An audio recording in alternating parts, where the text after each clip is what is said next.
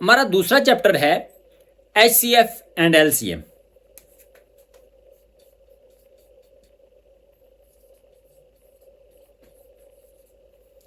HCF क्या होता है? HCF की फुल फॉर्म है हाईएस्ट कॉमन फैक्टर और LCM की फुल फॉर्म है लीस्ट कॉमन मल्टीपल। हम दोनों को वन बाय वन देख लेते हैं। HCF क्या होता है? Highest common factor. हम इसको मिसाल के जरिए समझते हैं। फर्ज के हमारे पास एक नंबर है 24 और एक है 18। HCF की पहले तारीफ हम देख लेते हैं कि HCF of two or more number is the number that divides those numbers simultaneously। यानी वो ऐसा नंबर होगा बड़े से बड़ा कि जो इन दोनों को डिवाइड करेगा, कंप्लीटली डिवाइड करेगा विद रिमाइंडर 0। हम इनको देख लेते हैं 24। हम इसके पहले फैक्टर्स देख लेते हैं, 18 के भी फैक्टर्स। अच्छा, फैक्टर से मुराद ये होगी कि ऐसे नंबर्स के जो 24 को मुकम्मल तौर पर डिवाइड करें। 18 से के फैक्टर से मुराद वो वाले नंबर्स कि जो 18 को मुकम्मल तौर पर डिवाइड करें। अब 1 24 को मुकम्मल तौर पर डिवाइड करता है, 2 भी डिवाइड करता है, 3 भी करता है, 4 करता है, 6 करता है, 8 करता है, 12 करता है और 24 भी होता है 1 के ऊपर डिवाइड। 18 के फैक्टर्स हम देख लेते हैं 1 2 3 6 9 और 18। ये दोनों के मुख्तलिफ तरह के फैक्टर्स हैं।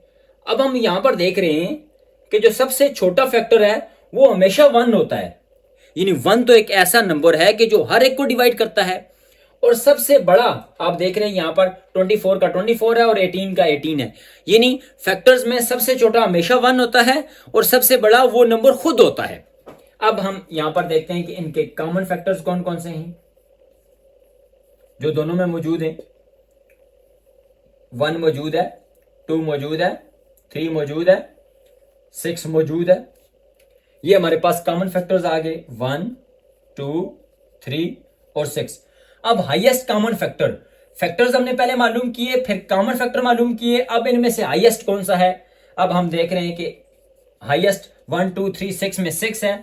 तो इन दोनों का जो हाईएस्ट कॉमन फैक्टर यानी HCF है वो है 6। ये 6 एक ऐसा बड़े से बड़ा नंबर है कि जो इन दोनों को डिवाइड करता है। HCF को फाइंड करने के 2 तरीके हैं। एक है प्राइम फैक्टराइजेशन के जरिए और एक है डिवीजन के जरिए। हम दोनों को वन बाय वन देख लेते हैं। Finding HCF highest common factor by factorisation, prime factorisation.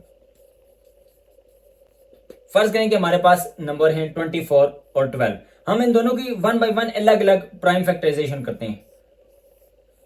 2 पे डिवाइड होगा 12 जा 6 2 जा 12, 3 2 जा 6 और 3 1 is 3।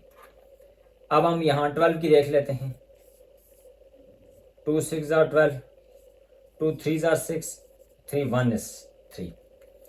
24 की प्राइम फैक्टराइजेशन है 2 multiplied by 2 multiplied by 2 multiplied by 3। 12 की है 2 मल्टीप्लाइड बाय 2 मल्टीप्लाइड बाय 3।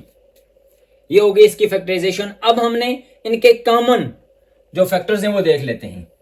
ये भी कॉमन है, ये भी कॉमन है और ये भी कॉमन है। 2 दोनों में आ रहा है, 2 दोनों में आ रहा है, 3 दोनों में आ रहा है। ये 2 यहां पर मौजूद है लेकिन यहां पर कोई नहीं है, इसलिए हम उसको काउंट नहीं करेंगे। तो जो इनके कॉमन है फैक्टर्स, HCF क्या हो जाएगा? HCF हो जाएगा प्रोडक्ट ऑफ कॉमन फैक्टर्स। यानी इनको मल्टीप्लाई कर देना है 2 multiplied by 2 multiplied by 3। 2 2 jar 4, 4 3 jar 12। तो जो हाईएस्ट कॉमन फैक्टर है हमारा HCF है 24 और 12 का, वो है 12। ये इसको हम कहते हैं प्राइम फैक्टराइजेशन के जरिए किसी भी रकम के HCF मालूम करना। हमारे पास दूसरा तरीका होता है HCF मालूम करने का, वो होता है बाय डिवीजन मेथड। हम देख लेते हैं बाय डिवीजन मेथड। फर्स्ट में कि हमारे पास कोई भी रकम है, एक है 20 और एक है 18। अब जो बड़ी रकम होगी हम उसको अंदर डिवाइडेंड बनाएंगे और जो छोटी रकम होगी हम उसको डिवाइजर बनाएंगे। 20 बड़ा है तो अंदर लेकर जाएंगे, डिवाइडेंड में आया, और 18 छोटा है तो उसको डिवाइजर। 18 का टेबल 20 पे 1 टाइम्स जाएगा, 1 18 इज 18। 2 बचा। अब 2 जो रिमाइंडर बचा इसको हम डिवाइजर बनाएंगे और ये जो डिवाइजर था इसको हम डिवाइडेंड बनाएंगे, अंदर ले आएंगे। 2 9 18 होता है। तो जब ये 18 में से 18 गया तो ये खत्म हो गया। तो जो लास्ट वाला डिवाइजर होता है, लास्ट डिवाइजर, उसको हम कहते हैं HCF, जो इस केस में हमारे पास है 2, यानी 2 इज द HCF। जो लास्ट डिवाइजर होता है डिवीजन मेथड में, जब हम डिवाइजर को डिवाइडेंड बना रहे हैं, फिर रिमाइंडर को हम डिवाइजर बनाते हैं, फिर जो डिवाइजर होता है उसको डिवाइडेंड बनाते हैं, ये सिलसिला चलता रहता है जब तक कि रिमाइंडर 0 नहीं आ जाता। तो जो आखिरी वाला डिवाइजर होगा उसको हम कहते हैं HCF। अच्छा, HCF सिर्फ 2 रकमों का नहीं होता, 2 से ज्यादा रकमों का भी हो सकता है, 3 रकमों का, 4 रकमों का। हम एक मिसाल देख लेते हैं। हमारे पास एक मिसाल है, एक है 12, एक है 15 और एक रकम है हमारे पास 18। हमने इनका HCF मालूम करना है।